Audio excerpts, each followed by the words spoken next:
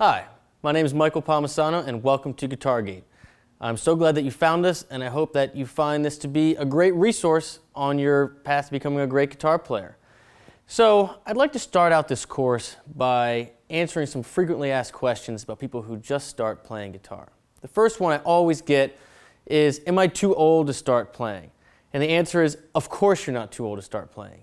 You're not too old to start learning to cook, you're not too old to start going to the gym, you're not too old to start doing anything. If you have a guitar upstairs, go get it. Hopefully you already have. If you're going to buy your first guitar, we're going to go over what you need to look at when you buy your first guitar, but go buy it. The time is now. It's really not as hard as you think. The second thing people always say is, oh, I think my hands are too small. There's no way I could play guitar. That's absolutely not the case. I have small hands. There's some great players that have very small hands. There's even a great gypsy jazz player called Django Reinhardt who only has 2 fingers, and he's an absolute monster. So it doesn't matter if your hands are small or big. You can be a good guitar player if you put in the work. And that's the third thing I want to talk about.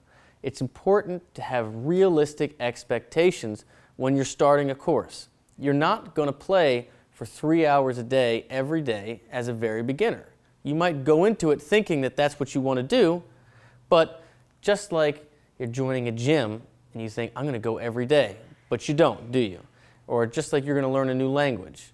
That's not how it works. It's about repetition. It's about taking your time, not about doing it for a lot of time. So this course, we're going to lay everything out, and you're going to have everything you need. I want you to take it slowly and take it step by step. And remember, I want this course to be as interactive as possible. So post YouTube videos. I'll watch them, your peers will watch them, and you'll get feedback, and we'll all get better together. If you have a question about a lesson, ask it in the discussion forum, and I'll get back to you right away. Thanks for joining GuitarGate.